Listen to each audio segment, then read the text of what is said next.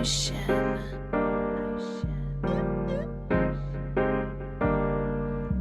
feel like a locomotive, sipping, drinking Arizona. Mixtape just around the corner, did a lot in California. Can't wait to drop this on you. Yeah, they gon' have fun Hello with and welcome that. back to Smash the like song, podcast. and my Always songs up to gon' break speed through with like a Formula running One. back. It is Thursday, April 7th. It is April 7th, 2022. Welcome back, Mr. Mark Daly, Mr. Mark Hamilton, here to talk about all the latest news in Formula One.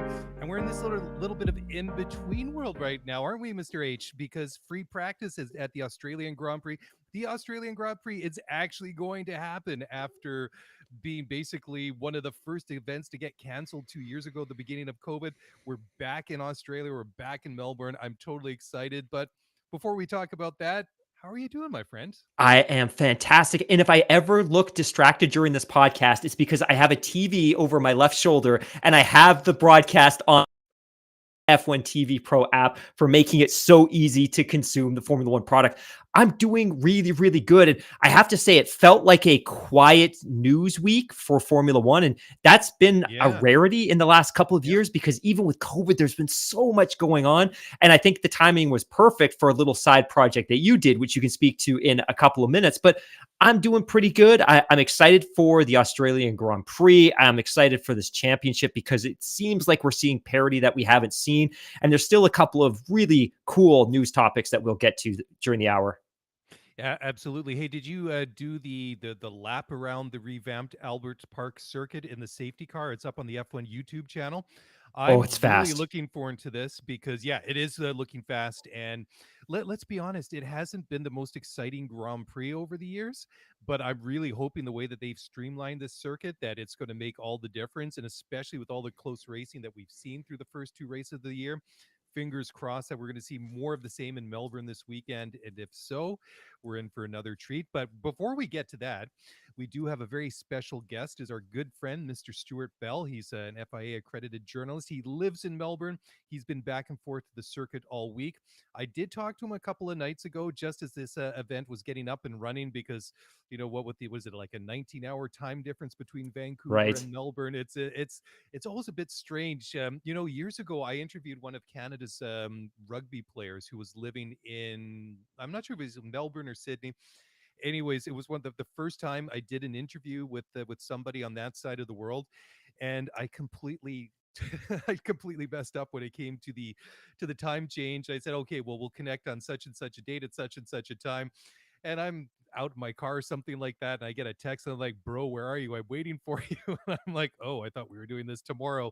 And the return answer was, yeah, haha, it's already tomorrow here in Australia. No problems. We'll connect tomorrow at this time. So a little bit of egg on my face, but since then I've been a little bit more on top of it. But enough from us. I'm going to throw it to my conversation with Stewart, and just a little FYI.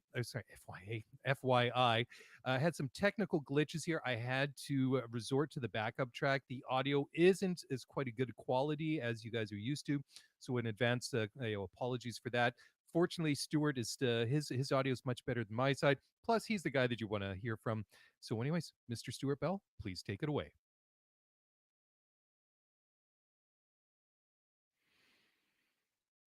All right, Mark. Well, here we go. We're back again. Sorry for the people on YouTube. If you're going to want to hear that interview with Stewart, you're going to have to go back and listen to the podcast. So check it out on Apple Podcasts, Spotify, anywhere where you download and listen to your podcast. It's just easier to do it that way. So a bit of a disjointed live stream. So, anyways, it is what it is. But Mark, Stewart made a lot of really, really good points. And I asked him, I said, well, what do you expect? And it's a bit of an unfair question because I asked him what were the changes that we've seen made to the track this year for the Australian Grand Prix. Who do you think, or which car is going to be most suited to this new track? Based on a huge sample set of two Grand Prix under our belt. But I think that, unless Mercedes has really figured it out and is really dialed in that car since Saudi Arabia, it will probably still be what we've seen through the first couple of races.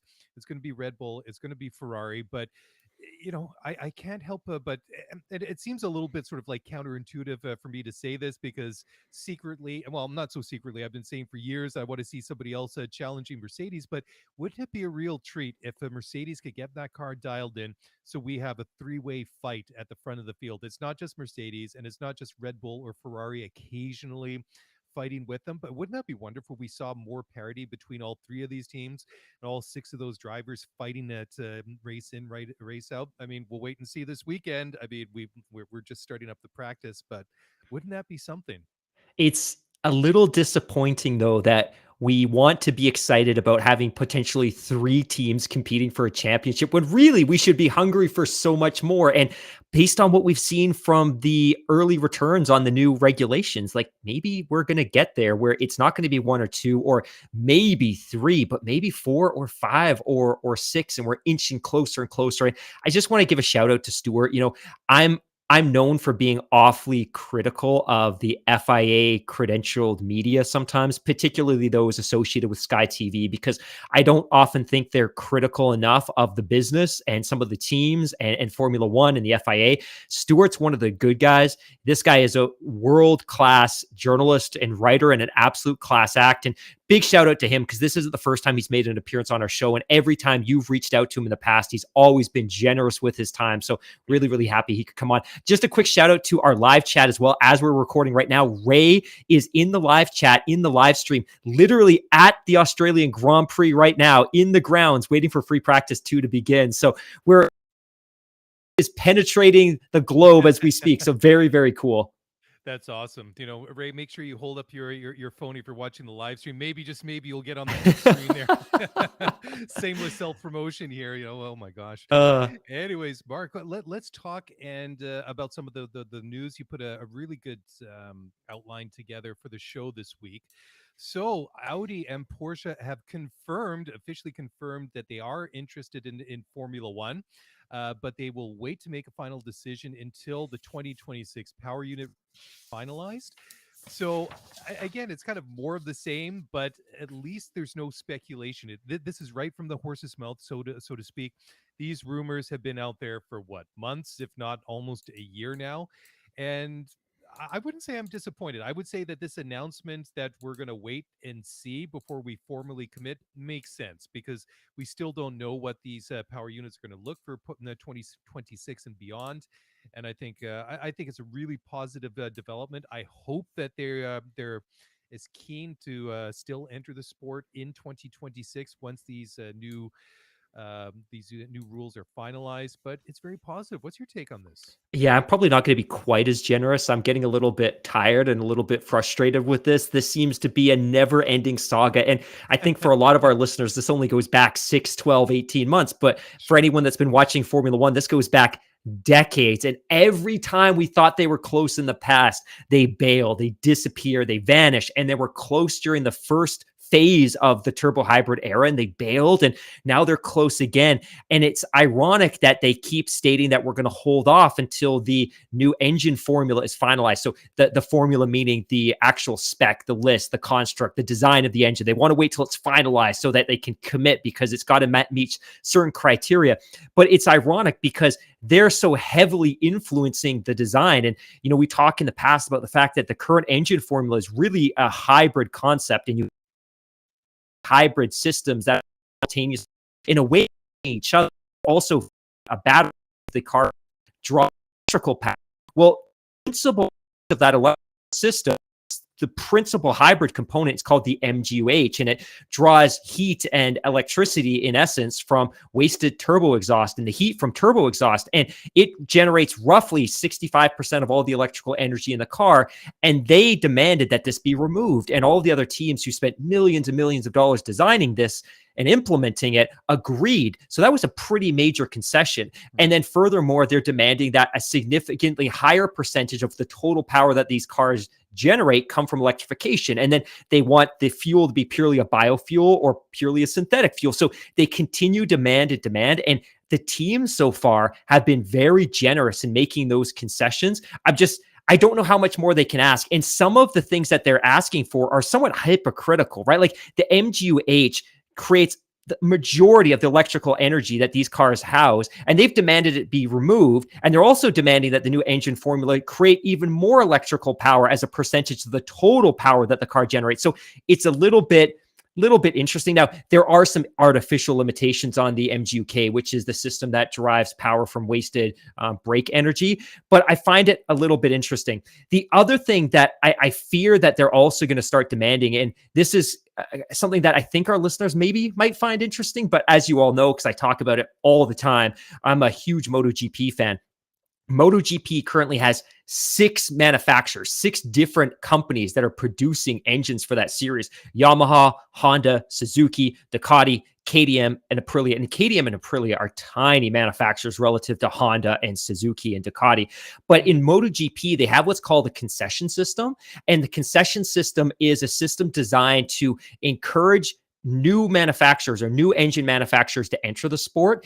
And it does so by lessening the blow of competitive parity. So for instance, a typical team in Formula One or Formula One and MotoGP gets 7 engines per year and very limited testing time to test and design their engines. A new team entering MotoGP gets 9 engines in a year, plus they get virtually unlimited testing time. So as a means to get them up to speed quicker and lessen some of the blow from the lack of competitive parity, because they're not coming out of the gate kind of without an advantage or with an uneven advantage, they built in all these measures to help get new teams up to speed quicker. So my fear with the Volkswagen Group is not only that they're going to continue to demand changes to the formula to make it equitable to them, but also potentially they could start demanding other types of concessions. And it works for MotoGP, and in principle, it would work in Formula One. I just don't necessarily have as much sympathy for one of the biggest manufacturers in the world in Volkswagen needing those incentives. Like KTM and Aprilia, who are the teams that really benefited from the MotoGP concession series, they are absolute minnows compared to a company like Volkswagen entering Formula One. So it's annoying me that they're dragging this out so long. I get it. I find it ironic that they're waiting for the final specification because they're effectively dictating what that specification is. I just hope that the rest of the sport doesn't allow them to force concessions that would give them an added advantage when they come into the sport. Sorry to ramble. I went on a little bit. No, that's okay. I mean, thanks for adding some color to that. I just want to read here from a statement that came out from a spokesperson for the VW Group. And it goes as follows, quote, "The management and supervisory boards of Volkswagen AG, Porsche AG, and Audi AG have confirmed plans for a possible entry into Formula One by the two brands. The Audi and Porsche brands will provide details later. This gives our company the opportunity to demonstrate the motto Vorsprung durch Technik, lead by technology, in the pinnacle of motorsport from 2026. We have not yet made a formal decision as we are currently in the final evaluation phase. At the moment, the new regulations for 2026 and beyond are not yet available.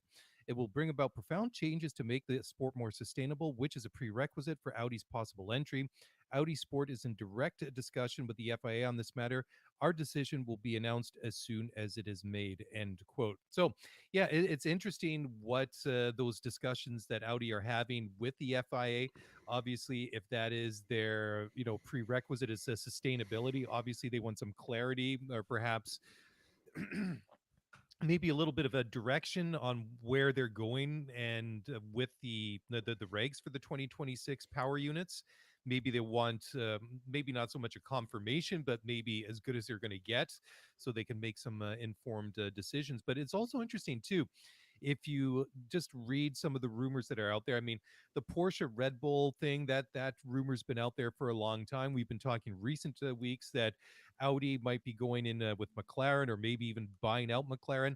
It sounds like now, according to some of the reports in Germany, that this is now not going to happen in any shape, way, or form. And it seems now that if Audi comes in, they're going to be ahead. Now, get this, on a list that is topped by Sauber slash Alfa Romeo, Williams, and Aston Martin. So those, the Williams one, maybe not so much of a surprise, because that's one that we've been looking at. Sauber, I guess, is another obvious one, but the Aston Martin one, that's kind of interesting, considering all these kind of links that Aston Martin and Mercedes have, and Toto Wolff and Lawrence Stroll kind of have, the way that they've been investing into these two companies, and the way that Mercedes is also providing them with technology for the road cars. I mean, there's a lot of different connections between the two. So I was surprised that Aston Martin has made that list, but and now Sauber slash Alfa Romeo, but Williams not so much. Interesting names, eh? It's super fascinating, right? Like the last couple of weeks, we've been talking about this reported marriage between Porsche and Red Bull, that Porsche would effectively take over the Red Bull powertrains division. And I think that's probably going to happen. But all of the news, all of the reports, all of the leaks were very much that Audi was trying to buy McLaren, which would include the Formula One team and the road car division. The road car division presumably would be integrated into the bigger Volkswagen Auto Group. There was a report earlier this week that some of those initial offers, rumored to be around $500 million, 500 million euros, had been rebuffed by McLaren. It was reported earlier this week that Audi went back with a much bigger, richer offer, which was also reportedly rejected. And now there's rumors of a potential tie-up with Sauber or Williams or Aston Martin.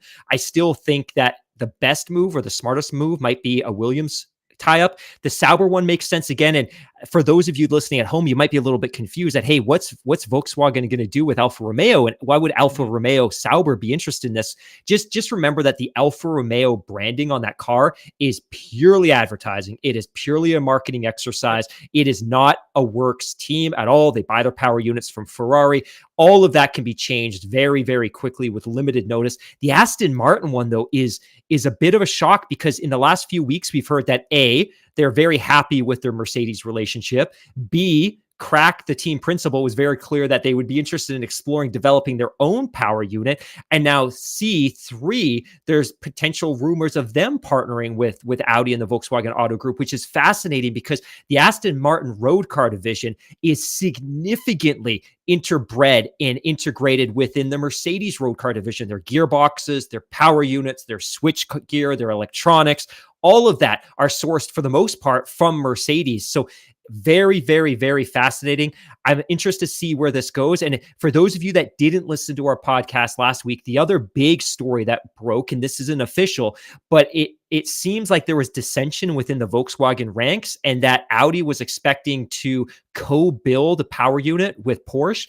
That rumor is now destroyed, and it looks like Audi and Porsche will be developing potentially their own power units within the championship. So it wouldn't be Audi and Porsche sharing a platform and a powertrain. They would be developing rival powertrains, which is incredibly interesting.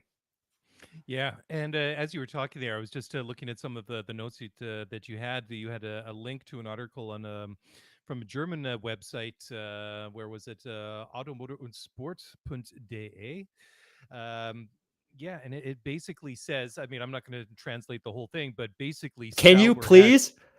yeah, I could, but I don't think that the listeners want to sit here for the next 15 minutes as I break down each little bit. So, in a nutshell, basically what the article says is, out of those three teams, that Sauber has risen to the top of that list, and that would be really interesting because Sauber, I mean, they've had an interesting history in Formula One. Oh, They've say had it. some. Say the name. So, which one? Which I know where you're going with this, and I'm already excited. Which German sports car producer were they already married to at one point and then divorced? No, the BMW, right? Yeah. Yeah. Well, I mean, the thing was with BMW, I mean, they basically joined up with Sauber. I mean, it was at one point we basically thought that would become like a BMW works team, and then they kind of left the sport with their tail between the legs. Yeah. And I Yeah. don't think we'll ever see BMW in Formula One again, because before that, remember, they supplied engines to Williams for a long time at Oh, the right. 2020 at the 2000s, right? Because I mean, so if you go back to the Ralph Schumacher, Juan Pablo Montoya era, that's when they brought those or brought them on as engine suppliers, right? But yeah, I mean, they've had an interesting history. I mean, if you kind of go back then to the era when Kubica was with them, sort of like would it be about 2006, 7 ish thereabout. What was the year that he had the big shunt in Montreal? Was that 2007, Yeah, I 2008? think so. That 7. about Yeah. Yeah, about that. And then they've kind of they've been up and down in their time in Formula One, but if they were to partner with a big engine supplier like Audi, that they're not going to come in and do it really sort of half-heartedly.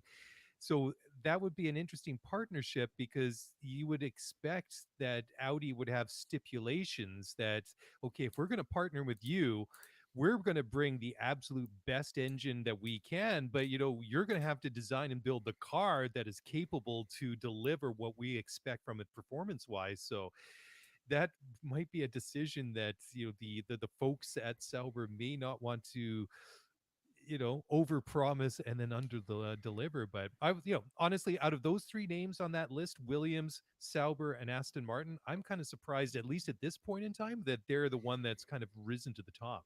I think one of the things we should think about, especially when we talk about these tie-ups with a big engine manufacturer, an automotive manufacturer in a smaller team, is that sometimes these relationships aren't so good, right? Like if we flash back in time 13, 14 years, you had the Martin Whitmarsh and Ron Dennis led McLaren team, and they were very much a collaboration with Mercedes, right? That title winning car in 07 and that hyper competitive car in, I should clarify, the closely contending car in 07 and the title winning car in 08 were fueled by a Mercedes power unit, and they were absolutely in a league of their own. And of course, there was all kinds of cheating scandals, Spygate and Liegate, and they were involved in all kinds of shenanigans and craziness.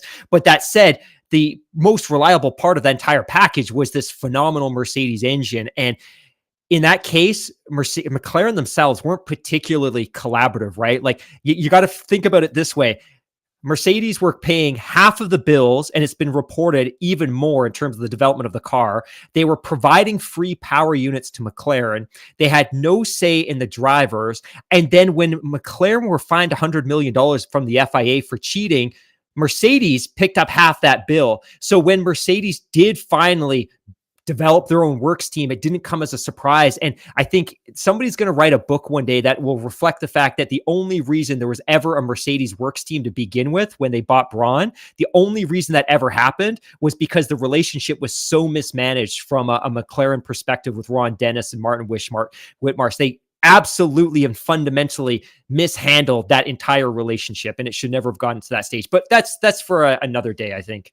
I was just going to say, I mean, you had the $100 million fine for Spygate and all those shenanigans, as you put it so politely. And then think about what was it, the $100 million or pounds or whatever it was that they had to pay to Honda to end that engine deal to get out so they could switch to Renault power there a couple of years ago. I mean, man, talk oh about man. the hundreds and hundreds of millions of dollars that they've had, like previous generations of management at that team have had to pay out for poor business decisions or just complete and utter naughtiness. There is, and I recommend everyone read this. There is an article that was in Wired magazine in the late 2000s that was specifically about the entire Spygate shenanigans with Ferrari and McLaren. I'll tweet it out later today, but it is a phenomenally interesting look at how some of these teams were being run pre-global recession. It was wild west in terms of sponsorship, in terms of pushing the limits of the regulations, and just some really questionably ethically inappropriate things happening in this sport. But I feel like it's getting better potentially. Well, maybe. Let's hope at least what we're seeing on the public side of it is yeah. What's happening in the paddocks, we don't know. Yeah, for sure. Hey guys, let's take a quick break. When we come back, we're going to talk about Mark's favorite topic, and that is about the Wish and Winnow or Win Now branding on the Ferrari cars, because apparently they're back.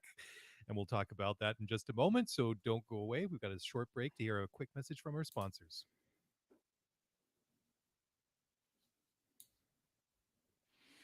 Okay, welcome back to the podcast. As always, up to speed with Formula One, Mark and Mark, Mr. Daly, Mr. Hamilton, talking about the latest Formula One news.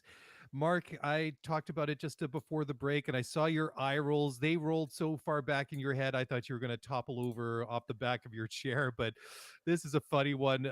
Ferrari surprised everybody a couple of months ago when they launched the F1-75, their 2022 championship contender. It didn't have the Wish and Winnow. Can we just settle this once and for all?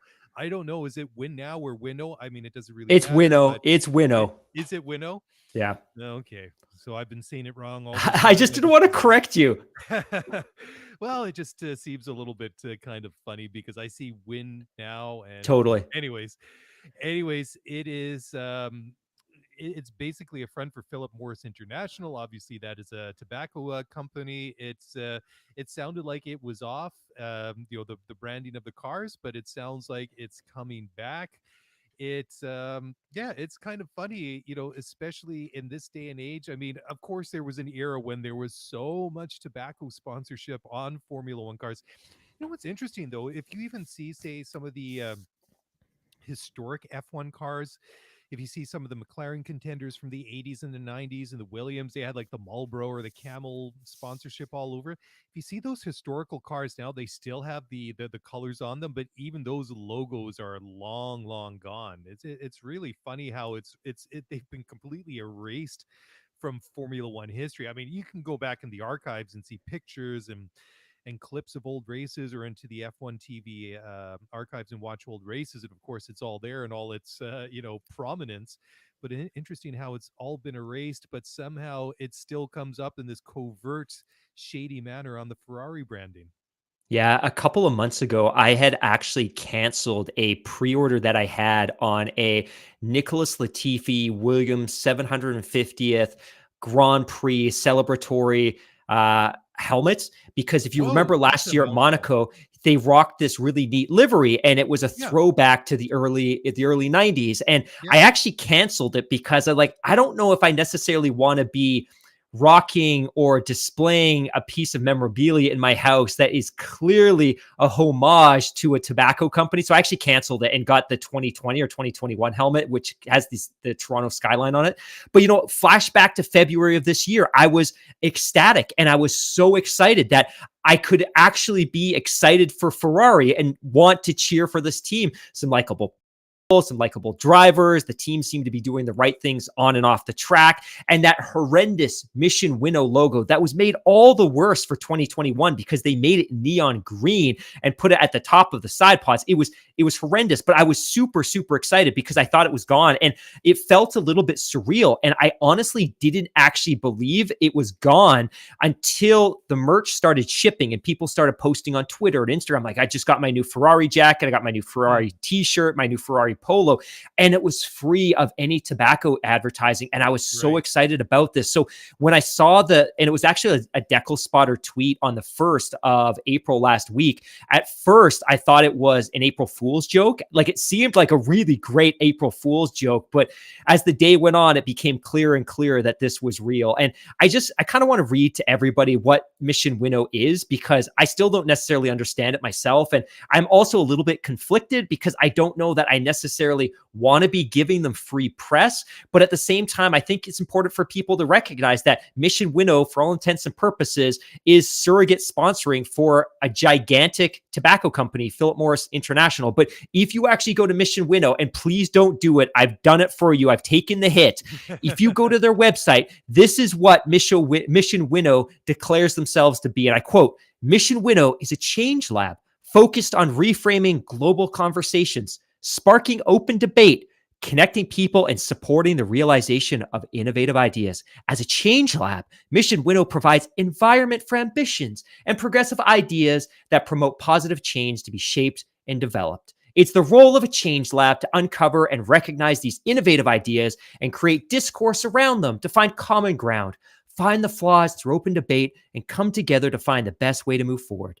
The vision permeates all of our work in delivering progress or driving progress." It's BS. It's total BS. Their ambition is that they recognize that the traditional tobacco industry is fading away, and their ambition, their goal, their mission is to drive e-tobacco products, e-cigarettes. That's what this is all about. It's a surrogate sponsor for Philip Morris International.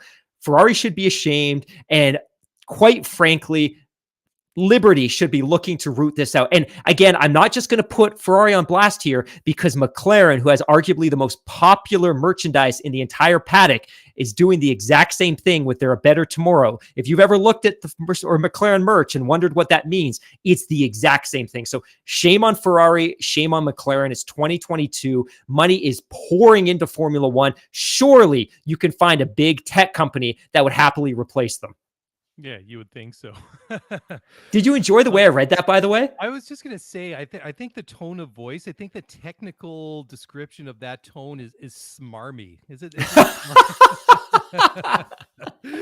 I don't know, but yeah, well done. I think that Thank you. you were able to voice or yeah, I guess vocalize your dislike of the whole situation. All You're right, welcome. let's move on to the next one. So, Formula One is telegraphing a move that won't please American TV viewers. Do you want to discuss this one a little bit, Mark? This is all about the TV rights and things like that. And, Yeah. this is a little bit more of your patch rather than mine. Yeah, and I think to frame it up as simply as possible, back 5 or 6 years ago, Formula One was carried in the US by NBC, and NBC made a good effort with the product, and I feel like they did a pretty good job of presenting Formula One to the American audience. Their timing was terrible though, because they exited the Formula One business right before Drive to Survive hit and right before the pandemic hit, which is a period where Formula One interest was stimulated because people were at home looking for things to watch. Sure. ESPN stepped in. It's been largely established that they are paying virtually nothing for the rights. It was just that important for F1 to have their content on a major network in the US that they were willing to effectively give it away. Formula One has now established, after several years of Drive to Survive, after several years of increasing ratings, and after having re-upped the contract a number of times, I think they recognize that their property now has significant value. And like I said last week, one of the Formula One and Liberty have been so hot on the idea of getting as many races into the United States as possible is by creating regional presence. You stimulate interest in TV networks. So if you have a race in the Midwest and you have a race in the South and you have a race in the Southeast, you create these pockets of interest because Formula One becomes more regionalized, and then it's much easier to sell the sport to a national sponsor. And I use this analogy of the NHL back in the late 90s. The NHL was crazy hot on getting teams into the Sun Belt in the South and Southern California and Florida, because then they could go to NBC and ABC and CBS and Fox and try to sell them on this concept of a national sport that had national reach because there was teams in every corner of the country. Kind of worked a little bit for the NHL at first because they got that Fox deal. It collapsed later and you couldn't find them anywhere except for Versus and some other networks. And of course, it's recovered now and they're incidentally on ESPN as well. I think Liberty's now in a spot where they feel that their product has significant value and they're going to be shopping around. So the deal with ESPN ends at the end of this year, and they will certainly be shopping it around because they're not going to be taking a cut rate deal anymore. I think the thing that we need to be cautious about, though, is that F1 ratings in the US are still very low. I mean, it's great. Like if you look at success purely measured as a comparative growth, that's cool. That's exciting. That's a great number. You and I do it all the time, right? Like we talk about our growth week over week, month over month, year over year. We don't really know how other shows perform because podcast metrics are very well concealed behind an iron curtain. But what we can look at is, hey, how are we growing? And I think Formula One is seeing good comps, but at 1.5 million viewers a week on ESPN, that's not great, especially considering there's no ads, especially when considering Canada, which was 1/10 the population, posts only a 50% like lower number than does ESPN. So again, we should be excited. It's exciting times. But I think that when they sell this deal on to another network or potentially back to ESPN or ABC, because of course that's one larger company, I think it's going to be with the understanding that there's expected growth still in the pipeline. And we don't necessarily know when it's going to slow or stall or stop or decline. But I think any network that takes it on is going to be very, very ambitious or generous in how it expects the sport to grow. And Formula One, like I said, certainly isn't going to take a cut rate deal. I think the one thing that American viewers need to be very conscious of is that if you're going to continue consuming Formula One on broadcast TV, the gift that you've got in the last 3 years with ESPN, aka no ads during the race, that's probably going to come to an end. It's going to be very similar to Canada, where ads are going to inconveniently pop up at the most important point of any given race. So if you don't like that and you have cut the cable, I would still say the F1 TV Pro app is fantastic. And ultimately, I think that's where F1 wants to get everybody anyways, because they don't have to deal with a middleman when it comes to packaging up and distributing their product. Yeah, you raised a couple of really good points there. I mean, one, or number one, I should say. This is in the 1990s, so we're not all going to our cable TV provider to make sure that we have the package that includes the sports channels or whatever the Exactly. networks that are going to broadcast Formula One. So, like you so rightly said, is a lot of people are tuning in. I watch everything now exclusively on F1 TV. So do I. It's my go-to for everything. It's just it's a wonderful one-stop shop. But the other thing, you've mentioned this before a long time ago, we don't know how many people are going to the darker, dodgier corners of Oh, the internet to exactly. watch, Great call. on like on these dodgy streams, right? We'll never figure that out. But that the one thing I think, like you so rightly say, is that will turn people off from like the network TV experience is the fact that they will probably bring back those commercial breaks. It's not going to be like the old days where they actually break and cut to a commercial. It's going to be a picture-in-picture thing.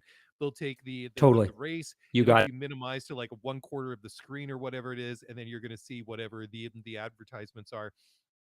But the thing is, you're going to lose that audio from the race, and I don't know if it's just a coincidence or the producers are extremely clever and know Formula One, but they always seem to cut to the commercials whenever it's about the time for excuse me for pit stops and things like that. And then when you get down to the last 10-15 laps of the race, where you know that people are tuning in, especially when it's an exciting race, that you're getting more and more advertisements. And especially when you get like the race that we had in Saudi 2 weeks ago, that was exciting stuff. The way that guys Yeah. were fighting back and forth, and they're trading positions once or twice a lap, and this is going on for multiple laps. That's going to just be such a buzzkill for a lot of people, and that those that have that opportunity and that can afford it. Although, I mean, if you're going to a network TV, nothing's free to air anymore. I mean, you're going to be paying one way or another.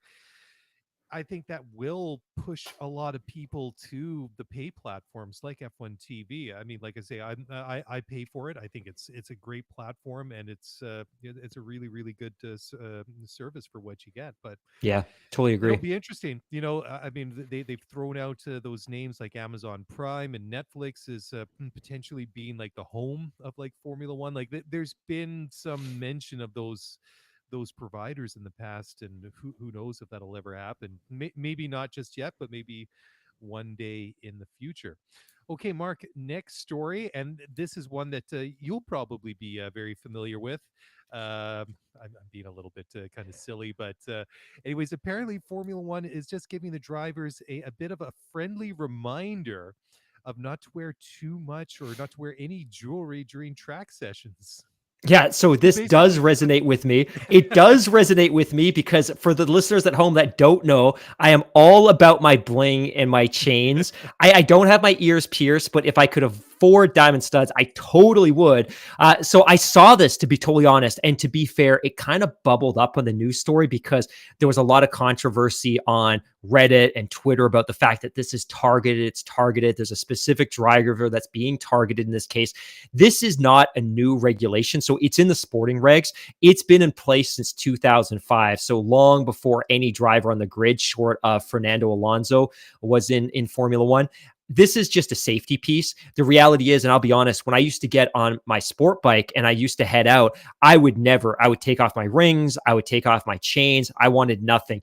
And I think when you're talking about Formula One, in the event that you're in a crash or an accident and you're talking about safety crews trying to extract you out of the car or get you out of your race suit or put out fire, the last thing that they need to contend with potentially is metal earrings, a metal chain around your neck. They can become heat points or points of heat, flash points, rings that could lead to amputations. Like they're not productive to have in the car and people can't see them anyway. So I think this is just a reflection of the fact that we have a couple of new race directors this year. This was a memo that they had sent out to the teams as a reminder. And I think it's just totally fair. I don't believe it's targeted. I hope it's not targeted for any specific reason, but I think it's just a good memo that this is in the sporting regulation. Clearly people don't know about it because if they did, it wouldn't have caused so much fury and noise online today. But I think it's a good thing. And I think the drivers are are wise enough. And you see, for instance, when Lewis gets out of his car, he oftentimes he'll walk over to a member of the team and they'll hand him his watch, they'll hand him some jewelry and things like that.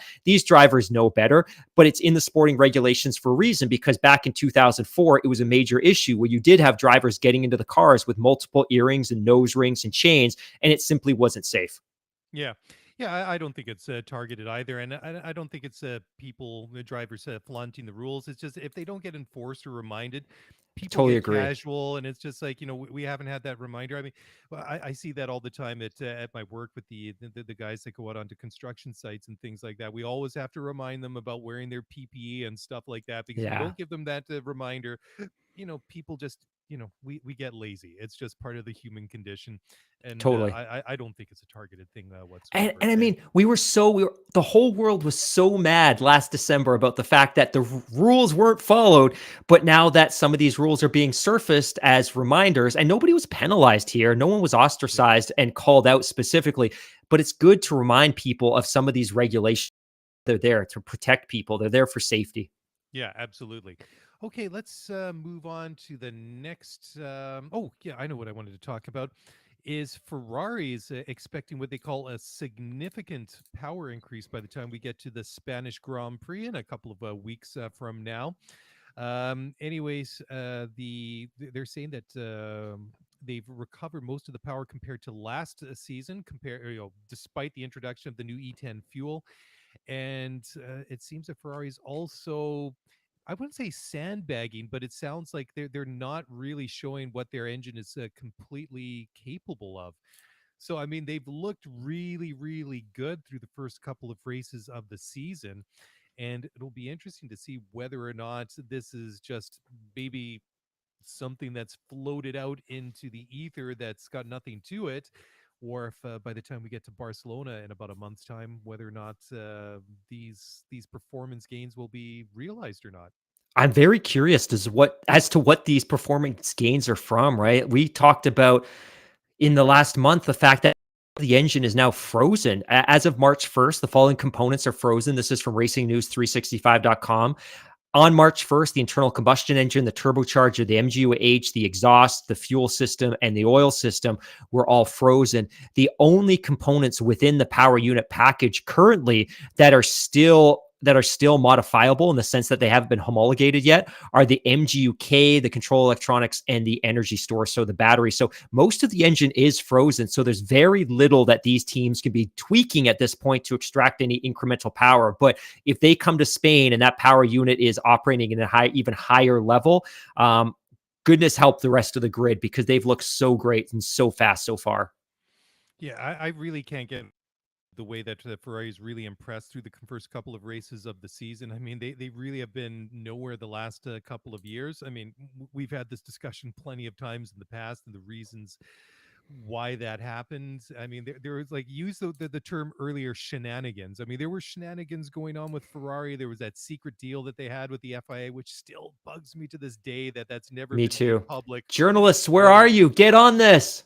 yeah, I mean, it's like it went completely underground. It's been sent to Area 51 or something that's above top secret that it's never going to see the light of day, and that just really rankles me. It's just like, But where is the transparency? It's just like I know that they did the right thing eventually when it came to like Abu Dhabi and the whole the shenanigans there, for not to downplay that situation, but it's it I just feel that they caved to the pressure this time, to what happened at Abu Dhabi last year, and that the Ferrari thing is so far in the rearview mirror that it'll never come up now. But still, it just bugs me that it was never made known. It's just like they did something, and it warranted a penalty, and it just there's no further disclosure as to what the infraction was and what the actual penalty was. And I mean, we can speculate. There were those those statements made by Mika Salo, what was it, about a year ago on that Twitch stream, right. that basically said they were running an illegal fuel map, and that kind of like really caused it was a storm in a teacup for a couple of days, and then it kind of died, right? But anyhow, I'm assuming now they're on the up and up, because they really downplayed their expectations over the past year and a half, 2 years. and they said, you know what, we're not looking at 21, we're not, or sorry, 20, not looking at 21, we're looking at 22 or 23 as a realistic time frame to where we can be competitive again, to win races, to compete for championships like that. And so far, they've been true to their word. And I say that based on a very small sample size of 2 races. But I mean, based on what we've seen, I mean, Charles has looked good. The cars look great. And Carlos, I think Sainz has to tend to step it up a bit because they clearly have a good car. And it's just, you can't help but feel a little bit excited about Ferrari right now. If you're a Tifosi or Tifoso, whatever this, the singular is for a Ferrari fan, about the way that this car looks, how it's performing. And then I think you have to be doubly excited on top of that if they're hinting at that there's more potentially to come in an era that we're not really, there's not that much room to exploit when it comes to engine development, right? If you don't know what we're talking about, midway through the 2019 season, Ferrari looked amazing, and it looked like they were potentially going to scoop 2 championships away from Mercedes. And then Yep. all of a sudden, all of their power just dropped off. They just Quick. dropped off. All of their top end power was gone, and they were getting rocked in the straights by Red Bulls and the Mercedes. And nobody really knows what happened, except that there was a conversation between them and the FIA, and suddenly their cars weren't as fast. And it's been widely speculated, though never officially reported, but it's been speculated that they were running an illegal fuel map where they were somehow circumventing the sensors that measured the amount of fuel that was getting into the combustion chamber. So they were finding a way to trick the system in essence and put more fuel into the combustion chamber so they could generate more power from the ice than intended. So we don't know this. It's just purely speculated. And then the other piece of speculation, and I'm going to go totally off the charts on this one. But the other thing that was speculated is that the reason it was never disclosed and the reason there was never any financial penalty is because the FIA didn't catch them. It was that they were turned in. Somebody identified it from another team and turned the information over to the FIA. And the FIA, in turn, for them showing them what they were doing. So they basically said to Ferrari, like, look, we'll let you off the hook. You just have to show us how you did this, how you circumvented our controls and our sensors. If you show us how you did it, we'll let you off the hook so we can make sure nobody else is doing it. So that's kind of been broadly speculated as to the outcome. But the thing that I would add as well is I was upset that it was the circumvention, that the malfeasance, the whatever it was they were doing, the fact that it was never broadly communicated and there was no transparency was one thing.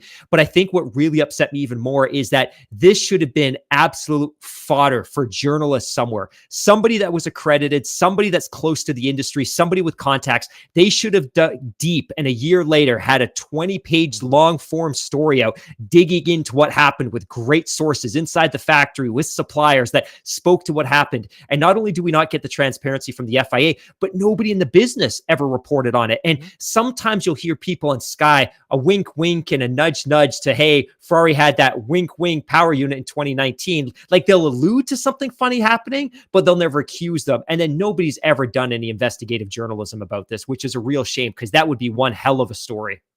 It would be fascinating. And I think you took the words almost right out of, I wouldn't say out of my mouth, because I was kind of thinking about it when you were just, I guess, talking about those, your theory, right?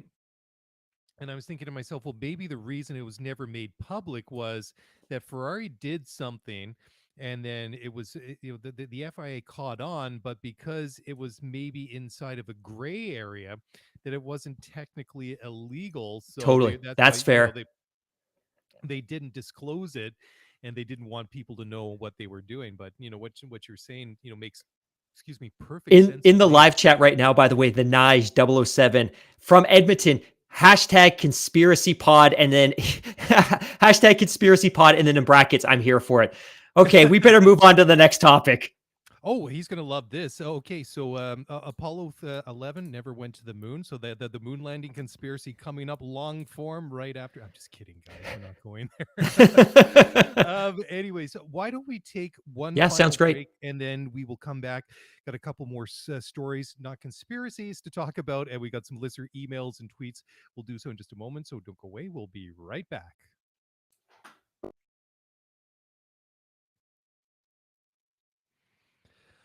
All right, welcome back to the show. Couple of quick news stories that we want to hit on before we get into the listener emails. So, first of all, Sebastian Vettel back in the cockpit in Australia this weekend. So, we'll be out for the practice sessions, which they are just in between FP1 and FP2 at the moment, which is really, really cool. So, there's some upgrades for Australia, new front wing end plates for Red Bull, Ferrari, a new diffuser. Alpine's going to rock a new floor and rear brake covers.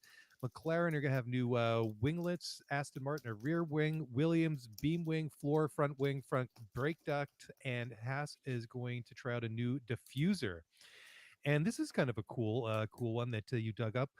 I noticed that we don't have the list. I mean, we can try and go through there, but apparently 14 different Australian Formula One drivers have started a Grand Prix. Obviously, Danny Ricciardo, Mark Webber, and Alan Jones are three. So I'll have to do some really hard thinking to come up with the other 11. Nikita Mazepin, former Haas driver, blames cancel culture for losing his seat at Haas. And Haas, speaking of which, broke a night curfew in Australia because they had to rebuild Schumacher, or not rebuild, but they had to build him a completely new car, which was written off after his big moment in Saudi Arabia a couple of years ago. How can you tell it's getting late on a Thursday night? I've lost all concept of time. Anyways, they had to rebuild Mick Schumacher's car after his big crash in Saudi a couple of weeks ago. They have no spare chassis left for the rest of the week and rest of the year, and that means that each team, or they only have, or they have no curfews left. Anyways, what happened to Mr. Hamilton? He's there, but frozen. Mark, maybe just try reconnect here, and we'll see if I can let you in. In the meantime, I'm going to go to some listener questions. The first one comes from Debbie. And Debbie has to say, hey guys, I love the show. Our anniversary is coming up, and I'm hoping from some good recommendations for F1 themed gifts. Thanks very much. I'm not too sure about this one. You know, the one thing that I really like when it comes to Formula One and memorabilia that I haven't done or I haven't bought yet. But I know that Mark has a number of them. Is the 1/4 scale helmet that they produce. Anyways, Mark's dropped off here. I'm going to see if I can get him to rejoin. And so we can finish off the show together. So I'll try and stitch it together. Yeah, I mean, things like that I think are always cool. The one things that I always like is any kind of like F1 merch, shirts, jackets, hats. But I mean, if it's an anniversary, especially if it's a milestone anniversary for you guys, you know, if you could afford it, why not? Why not try and get tickets to a race? I don't know. Mark put this one in. I don't know if this came via Twitter or via the email, so I don't know whereabouts you are, whether or not it's feasible or reasonable for you guys to maybe attend a Grand Prix in person. But certainly, that would be one to do. My wife and I did that for an anniversary. I mean, it's going back a while ago now because you know, our kids are just kind of going through this that stage now that it's difficult for us to get away as a couple. But that certainly was a wonderful thing. So Farnaz says, Salam, hello. My friend put me onto your show and I really like it so far as a new F1 fan. Mark H, excited Mark in bracket, always says he speaks Farsi. I can confirm that he does. Well, I can confirm that I don't speak Farsi, and Mark speaks a language I'm not familiar with, and he says it's Farsi. So I'm going to take him at face value. So Farnaz wants to know, what languages do you gents know? Have you thought about doing the show in different languages? So obviously English is one. That is our first language. I come from a Dutch family. My mother's Dutch. I speak Dutch fluently. I also speak a bit of French. I speak German. I speak a little bit of Spanish. To a certain degree. I've tried learning some Asian languages. I've tried to learn a little bit of Japanese, a little bit of Mandarin. It's obviously in Vancouver, a big, many different Asian communities here. So that would be, languages, Mandarin especially, and Cantonese. There would be opportunity to use that on a regular basis. But I find, just for my mind, that Asian languages are very, very difficult for me to try and get my mind around. European languages I find a little bit easier to learn And I obviously have had a lot of opportunity to speak and practice them, and especially when I go to Europe, I love being able to, or wherever I go. And when we went to Japan a number of years ago, learned enough Japanese so I could at least kind of navigate my way around, and at least try and make myself understood. So, Mark, welcome back. I've got you again here. So, I was just going through the listener questions. Just was talking about the one from Farnaz. He wanted to know. He said, "Well, you claim that you speak Farsi." I said, "You speak a language that I'm not familiar with. You say it's Farsi," and I said, Mark is a good guy. I completely take him at his words that All when he right. says he knows Farsi, so it's all good. So yeah, okay, let's put let's put it to the test. Why did you say something in Farsi? And we'll let the folks at home render a conclusion as to whether or not this is an So accurate statement. So I have a kernel panic on my Mac, which has been incredibly problematic lately. And I hope I did not lose my audio because I thought this was a great podcast so far. Farsi, I like to think I'm really good in. Arabic is the language that I want to learn, and there's a common-ish Arabic kind of alphabet there. Right. Man Farsi yakami baladam chon hamsaram iraniya va pesarim esme parsa hast vasa parsa tuye khonemun Farsi sobat mikonim. So my Farsi's getting there. I think my pronunciation's a little bit kind of American at times, but I was basically just saying, hey, my wife is Persian. That's why I speak Farsi. And our son's name is Parsa. And for our son, we speak Farsi at home. So I love it. I love that I'm learning a second language. And I would absolutely love it. And one of my visions, my goals is that eventually I want to be able to host or produce a Farsi Formula One podcast, because I don't think there are any out there. I'm also incredibly excited about Arabic simply because I've been able to develop so many great relationships with people through Formula One in the Gulf countries, so the Emirates and Saudi and even Oman. So yeah, that's the language that I want to start learning, but Farsi. Now, I'm not like you. It's so funny, and I've shared this before. I will put articles in the outline for the show in Dutch or German or French, knowing that I can't read them and I've had to translate them, and you will read them and translate them in your head on the fly, which is absolutely incredible. So I'm nowhere near the daily world of multilinguistics, but hopefully one day I'll get there. The funny thing about speaking languages that I always find is when you're learning, you often what you do is you'll think in your mother tongue and you will kind of translate on the fly. But when you get to a certain level of fluency, you just automatically start thinking and speaking in that language. And that's the fascinating thing. And I've often found that when you get to, and I found it's probably just because I'm weird, but I knew when I was really fluent in Dutch, which we kind of always spoken a little bit growing up in around when I was at home as kids.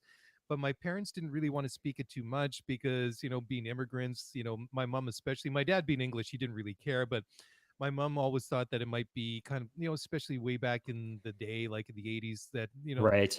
I guess that she felt that if we had too much of a different language, it might kind of hold us back or so. I don't know, but it was a bit of a shame. But when I was older and I was more interested in my roots, I started going to Holland all the time, especially for holidays and spending extended period of time. And then I lived there for many, many years in my 20s.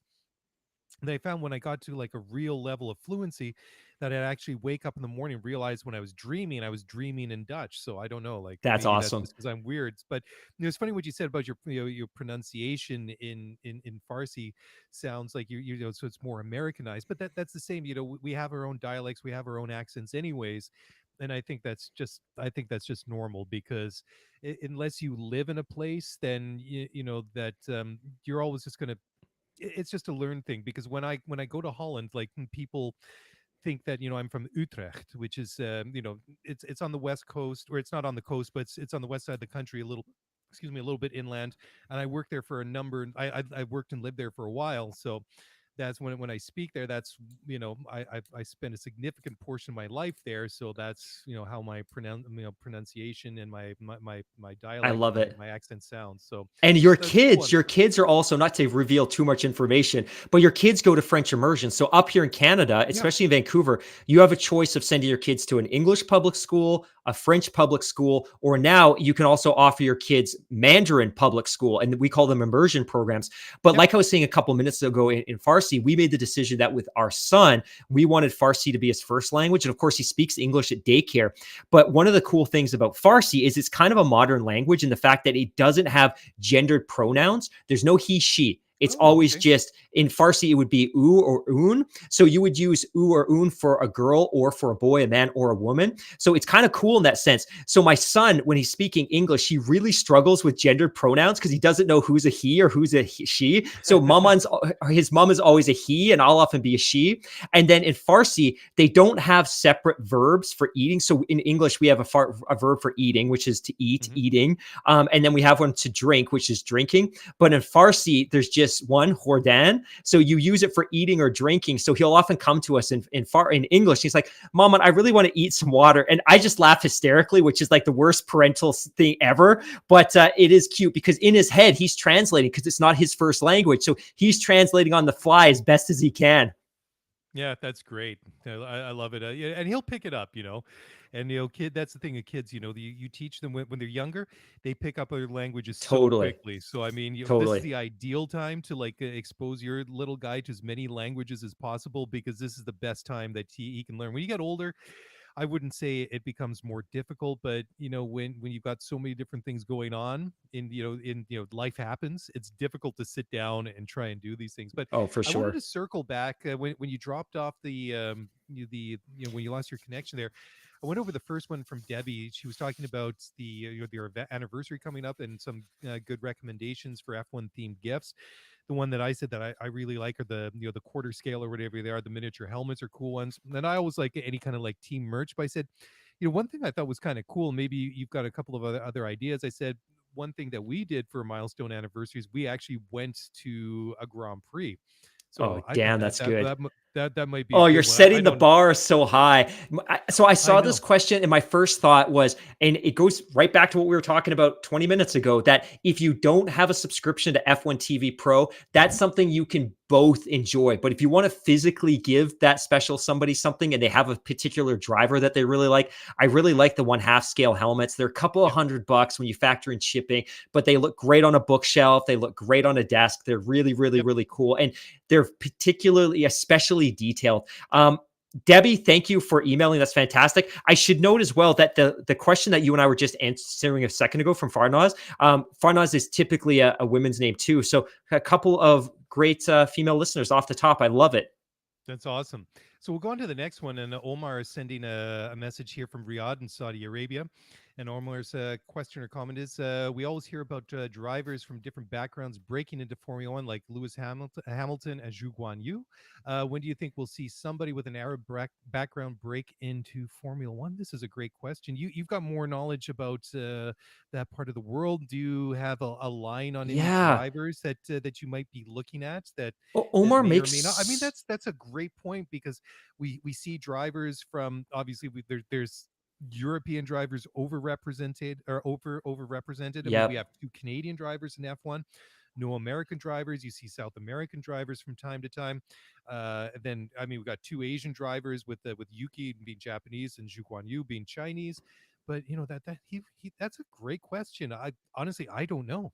That is, honestly, I totally agree. When I saw this question, and for somebody that spends a lot of time in that region, I was pretty embarrassed that this isn't necessarily something that I thought about before. We talk about the Middle East, the region, specifically the Gulf. We talk about the number of races there. We're in Bahrain, and we're in Qatar, and we're in the Emirates, and we're now in Saudi. And we talk about there isn't enough Asian representation, Chinese, Japanese, Korean. There isn't enough Southeast Asian representation. But when you talk about the broader region, Asia and the Middle East, nobody ever talks about the Arab world specifically, which is really unfortunate. But there are some talents there. I would say that Hamda and Amna Al-Kabasi out of the Emirates are doing a really great job of bringing exposure to karting and competitive levels of open wheel racing to young, talented drivers. And I think they've got a really great social media presence. I think they're very, very, very capable in front of the camera in terms of articulating their desire to be great drivers. They're both competing in Formula 3 in Europe right now, which is very, very exciting. On this side of the water, there's a driver in the ARCA, I think Maynard series named Tony Breidinger, and her mom is Lebanese, which is very, very cool. So you've got some Arab representation on this side of the ocean as well. But I think one of the things that I'm most heartened about, and I haven't seen this before, is the sheer volume of interest in Formula One in the Arab world, whether it's young Saudis or Emiratis or Lebanese, or even if you want to talk about Iran, there's a ton of interest from that region of the world in Formula One. We're just not exposed to it because we speak a different language. I think we are so invested in North America and we see Formula One through a British lens because that's where so much of the Formula One media is. And they're the ones that are presenting the sport to us, that I think sometimes we're blind to the fact that there's intense passion and interest and affection for Formula One in other parts of the world. Like, you and I don't know how Formula One is covered in the PRC. We don't necessarily know how it's covered in Japan. And we only see glimpses of it when we go there to race, because that's the only window that we have into that region. But now, having started to learn the language, at least in the Arab world, I'm beginning to see how much passion and interest there is in Formula One there. So I don't have a lead. I would say that we're probably closer to it than not close to it. And I would assume that hopefully in the next 5 years, we'll have a lead on a couple, hopefully, of really great young drivers coming out of that region, because I think that would help to stimulate interest in that part of the world even more. Yeah, absolutely.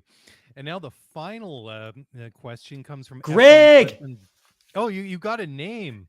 So I reached out via Twitter right before the show and said, my friend, we've been talking for so long. You send us great tweets and great emails. We don't know your name. So he got back to me right away graciously and said, my name's Greg.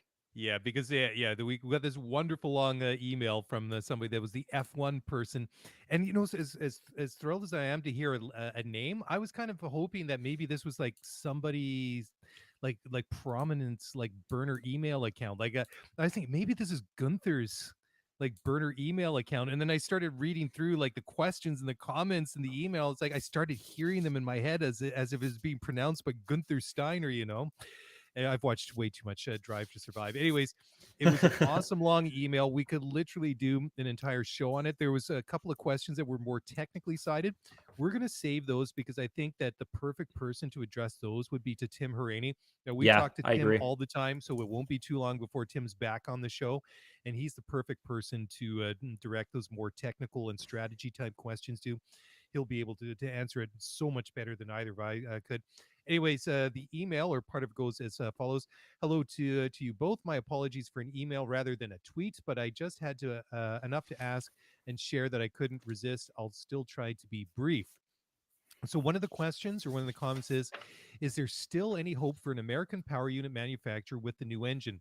I'd love to see Andretti maybe push for his entry back to 2026 and then come into the grid partnered with and powered by Ford, for example. That would be amazing. With where Formula One is headed, I think any U.S.-based auto manufacturer will be absolutely negligent not to want to get in.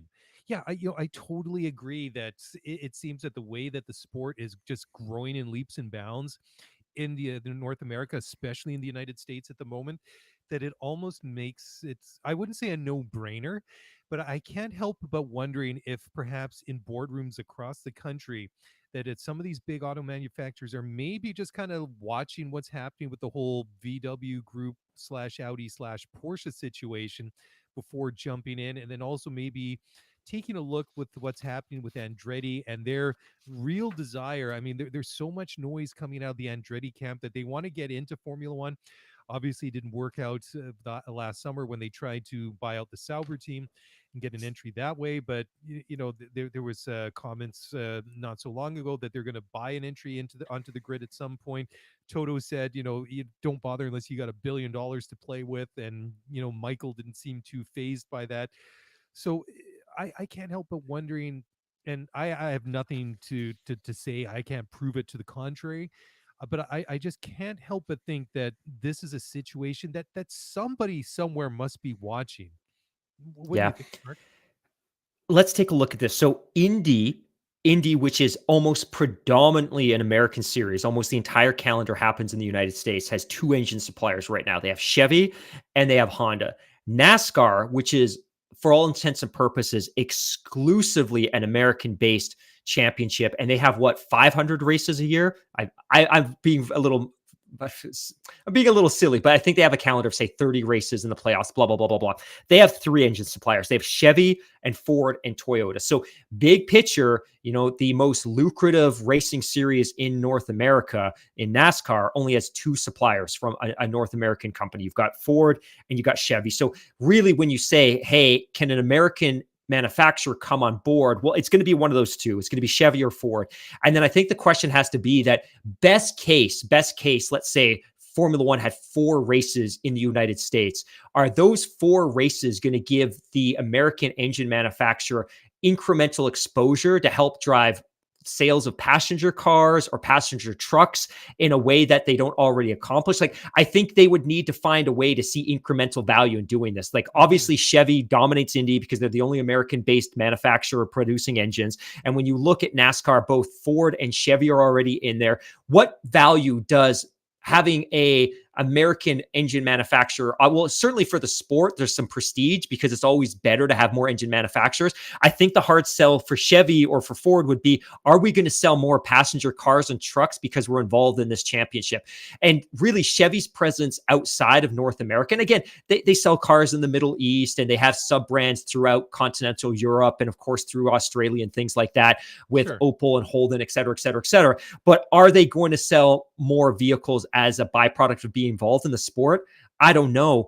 But I think what we're seeing with Volkswagen, and you make a really great point with Volkswagen, Volkswagen is forcing Formula One, the FIA, Liberty, and the teams to accept massively simplified engine formulas to make it more attractive for new entries to come into the sport. If it was as complex as it was in 2014, you wouldn't have Volkswagen, Porsche, Audi sniffing around as much as they are. But maybe you're right. Maybe there's an American manufacturer. Maybe it's Ford. Maybe it's Chevy. And they're watching the way it's playing out now. They're watching the development. And maybe when that 2026 formula comes out, they'll take another peek and then they'll look to see how successful Audi or Porsche are with their entries. And then they can make a decision. So maybe, I don't know. I don't think it's likely anytime soon, but we've certainly seen crazier things happen. The one thing that I would add is that if somebody's coming into the sport, they've got to be dedicated for a decade. You very rarely experience success early on, even with a simplified engine formula. I think Toyota is the perfect example of a team that came in, splashed around hundreds of millions of dollars, never even sniffed success, and they were out of the sport after 7 years. I think it's better a team doesn't enter than comes and leaves because it delegitimizes the championship. And like Connie said in the chat, sorry, I'll just add one more thing. She just added, Connie says, it's also incredibly risky for a manufacturer if they aren't winning or near the top. So it's one thing to come into the sport. It's another to come into the sport and not be hyper competitive because then you're not selling any cars from dealer lots. Yeah, I mean, especially if we get, say, 3-4 races in the continental United States, I mean, they're going to be spread out over, over the entirety of the season. I mean, we got Miami coming up in just, about a month from now, and then we're not going to be at COTA until the middle of October. So, I mean, there's a 6-month gap in between. Whereas with you have like Indy and NASCAR, you're going to be racing all the time. As much as I'd like to see like that, like an American manufacturer in the sport one way or another, I can't help but thinking that maybe in a boardroom somewhere they're thinking, yeah, that would be great. We could do that. It would be great to compete on the highest level at the pinnacle, so-called, of global motorsport. But the other question that immediately pops into my mind for a company like Ford or Chevrolet, does it then become a bit of a vanity project? Because if it's not driving, the old saying, sell or win on Sunday, sell on Monday, right? If it doesn't, like, if they're not, I guess, deriving that marketing, or they're getting that exposure to sell cars in the say in the domestic market where that's the most of their sales are going to be, right?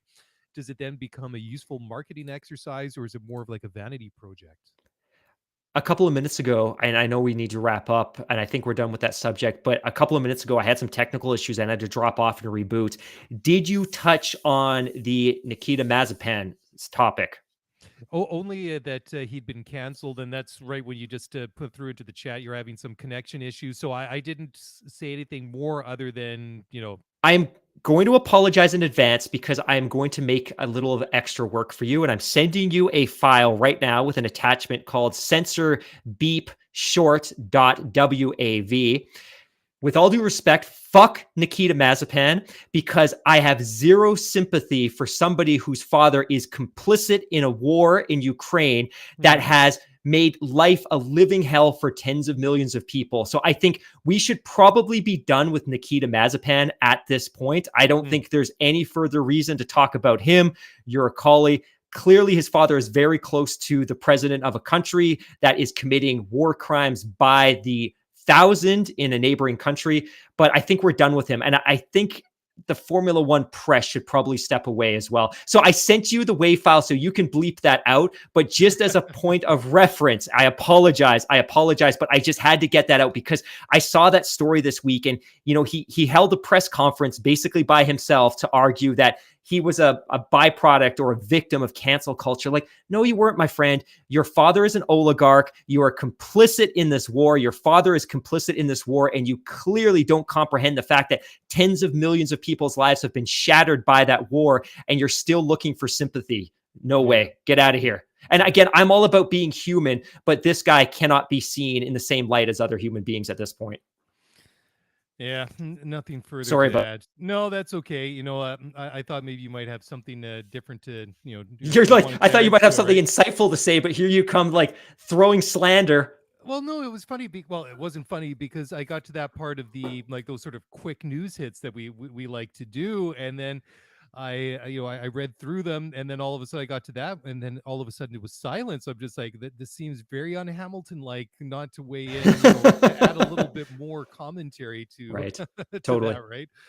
So, anyways, but yeah, no, nothing further to add. Bit of a downer to on that way to end the show. For But this it's been week, a great show. It's been a lot of it's been fun. good. It's been really interesting. Like a lot of exciting things, and I've been talking to a lot of people over the last couple of days that want to watch the Australian Grand Prix. They're, oh, it's going to be on so late, and I'm just like, yeah, so what? It's on like at 10 or 11 Pacific time on the weekend. It's just like, don't tell me you're going to bed on a Friday or Saturday night before 10 p.m. at night. I'm just like, maybe I like to, I know I'm a night owl, but just like anybody that, it's like, couldn't you even watch that in bed on your phone for the Totally. Anyways, Totally. I shouldn't shame people and their sleeping habits, but I'm excited because this is one of the ones I like to stay up late and watch live. And it's like I said off the top of the show, it's great that they're back in Australia.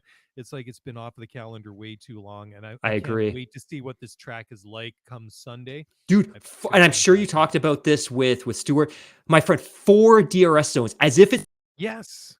4 DRS zones. And I was actually reading a story the other day, and I tweeted it, and I apologize. I think it was from ABC, a Australian media outlet, but they had talked a little bit about the racecraft in the first couple of races. And I know we want to wrap this up, but it just came to mind and I want to share it. They talked about that prior to this year, DRS was really designed as equalizer because there was so much dirty air coming off the back of the cars. DRS was really just a tool to help subsidize for that lost speed, the fact that you're getting caught up in that turbulent air. That's all it was. It was an equalizer. It was supposed to just like equal the playing field when you have two cars racing each other. In the new world, the story had written, DRS is no longer an equalizer. DRS is a straight up weapon. You are now bringing a gun to a knife fight when you can whip out DRS, and it completely changes the dynamic of a Grand Prix. And this race weekend, we're going to see a lap that has 4 DRS zones, 4 DRS activation spots. Like, this is going to be crazy. I cannot wait to see what happens on the Grand Prix Sunday. Well, I think where they took that chicane, that left-right combo on the backside of the track there, I think now that they've sort of dog legs to the right rather than that really brutal chicane. I think what Stu was saying is that they're going to be pushing 200 miles an hour on that backside of the circuit now, which is going to be fantastic. Yeah. Before you go into the last combo set of corners, that combo right at the latter end of the lap there, which I'm really looking forward to it. Anyways, we've talked enough for one night. Thank you all for getting in touch. Thank you. Shout out to everybody that's in the live chat on the YouTube. The live stream on YouTube tonight. Great to have you all joining us tonight. Wonderful to have all of you listening to the podcast as well. I can't say anything now. I need more coffee. As a podcat, I just invented something. Anyhow. Want to get in touch with us, best way to do so on Twitter at ScooteryF1Pod. Email us at scooteryf1pod@gmail.com. That is it, my friends. Enjoy the Australian Grand Prix this weekend. And on behalf of myself and Mr. Mark H, have a great weekend. And we'll be back Sunday night to talk all about it, probably Sunday afternoon. We'll be early because of the time change. But that's it. Enjoy the